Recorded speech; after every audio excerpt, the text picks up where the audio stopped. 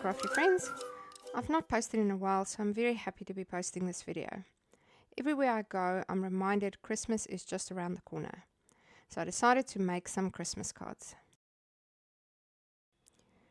I'm starting with a blue and white snowflake pattern paper combined with a Christmas tree die cut set. This paper makes me think of a white Christmas. I'm using my Big Shot to cut out the 3 layers I require to put this card together.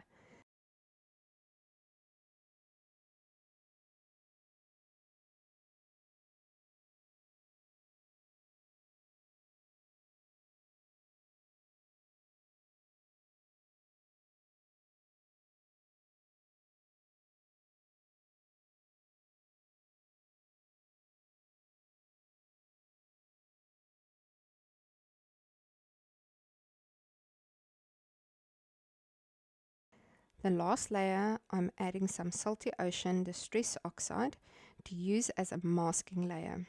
This was the color that best matched the blue in my pattern paper. Using a Distress Oxide as a masking layer is a very inexpensive way to match your cardstock to your pattern paper.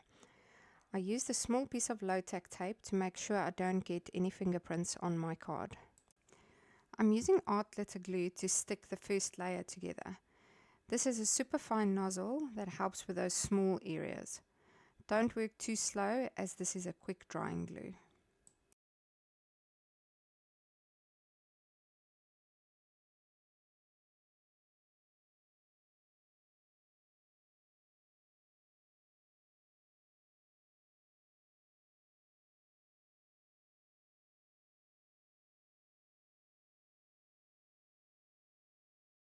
For the second layer, I'm using 1mm foam tape to give it some dimension.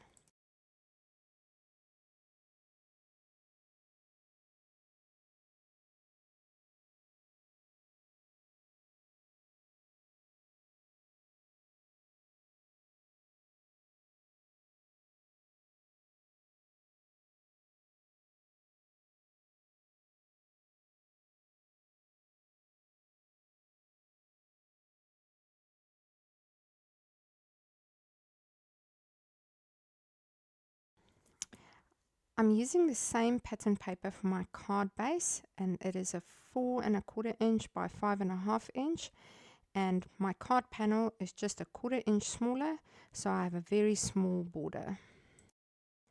Now for the sentiment. I chose this Merry Christmas and Happy New Year stamp. I don't actually have a big collection of Christmas stamps, but this one will do. I'm doing the sentiment 3 times as I will be using it on 3 of the 4 cards I will be making.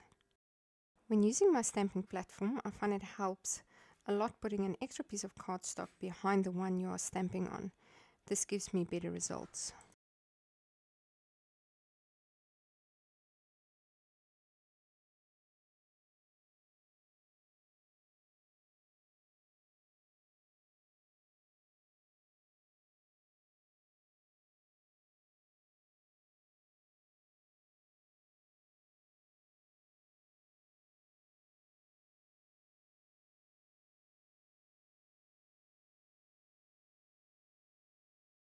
I don't have a matching die cut for this sentiment, but I found one with the same height and I made it work by cutting off the overhang with the same die.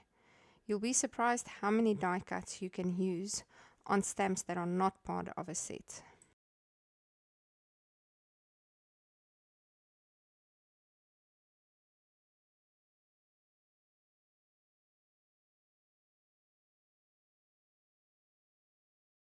Now the fun part, putting the card together. I did not have to do much as I had already glued the card base and panel together, and the tree have been glued together as well. I just have to add the tree and the sentiment to the card base.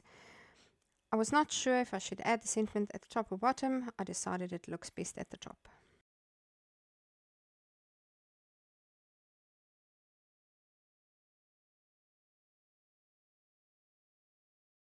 And that is our first Christmas card done. Card 2 is pretty much identical to the first card. The only difference is I'm using different pattern paper. For this card, I'm using a warm red snowflake pattern paper. This is more traditional, and even though it's exactly the same style, I feel they look very different.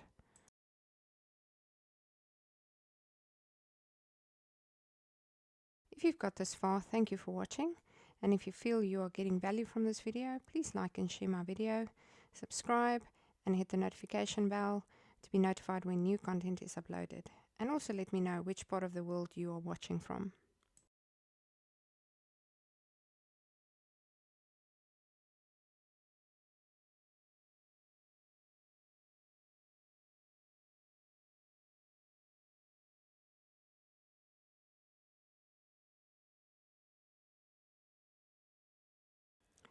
I did not have a deep red to use as a matting layer, so I decided to use Lost Shadow Distress Oxide as I felt it suited the red well. If you would like to learn more about organizing your Distress Oxide colors, click on the link in the top right hand corner.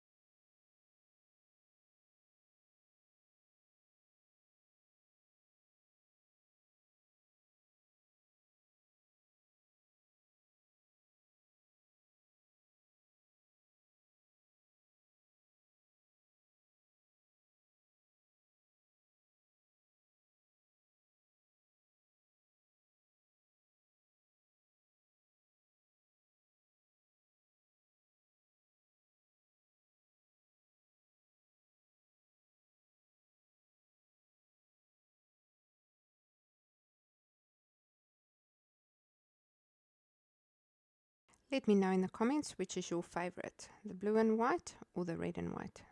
On to card 3. Again, I've chosen Christmas themed pattern paper, and this time I'm using bunting flag dies. Not sure what they are actually called. Let me know if you know the correct name.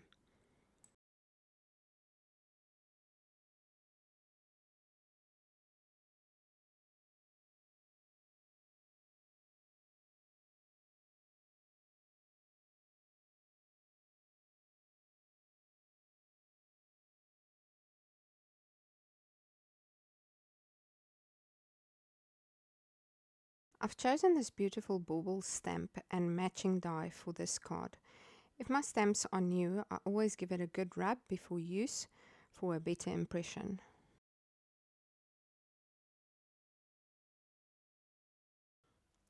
I've added some anti-static powder to my cardstock as I will be heat embossing this image.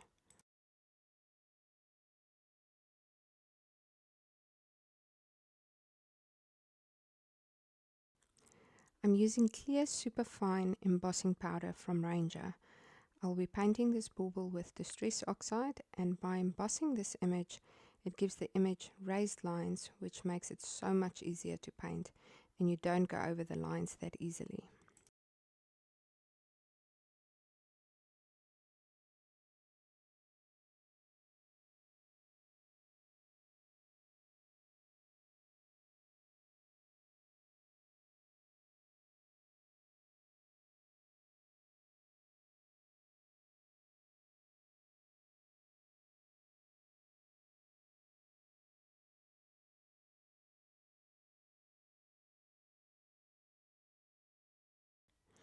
The three colors I'll be using are Lost Shadow, Candied Apple, and Rustic Wilderness.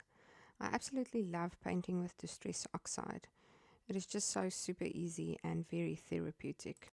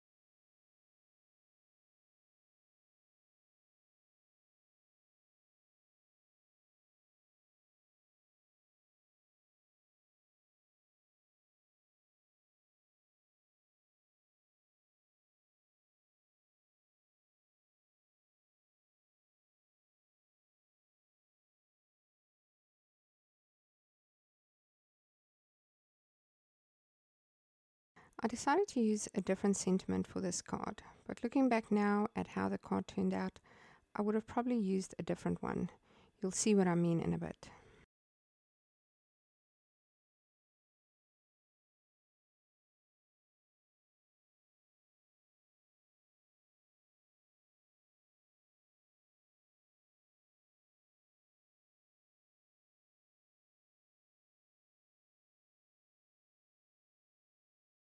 Putting the card together is always my favorite part.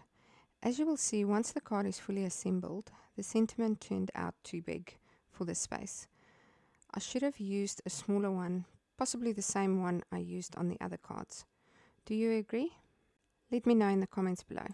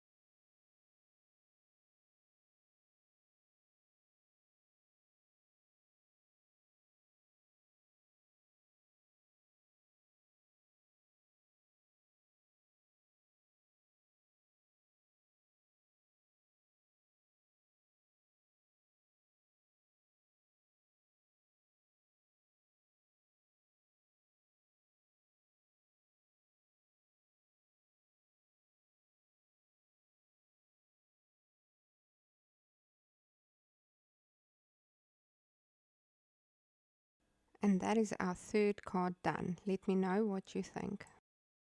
On to our fourth and final card. Continuing with a more traditional theme of Christmas. I'm using plain red cardstock for my card panel and two different balls which I will be painting again with Distress Oxide.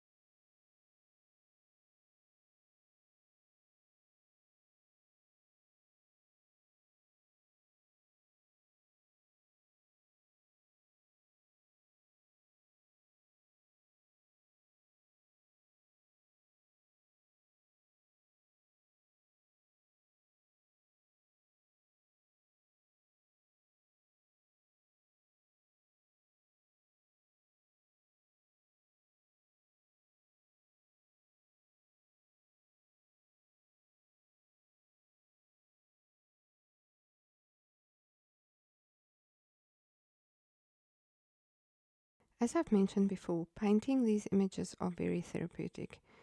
Using Distress Oxide is a great way to add color to your die cuts or card project. The items and techniques I've used for all 4 cards are very similar, and yet the cards look very different.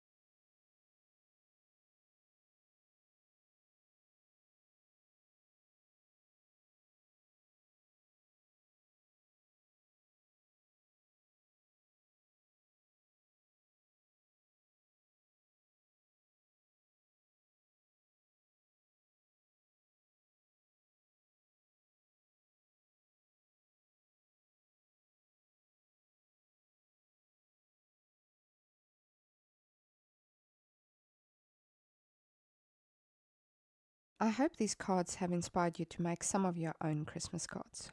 And that's our 4th and final card done. Thanks so much for watching. Let me know if you have any questions on today's video, and let me know which card was your favorite. Card 1, 2, 3 or 4. And I'll see you in the next video. Bye for now.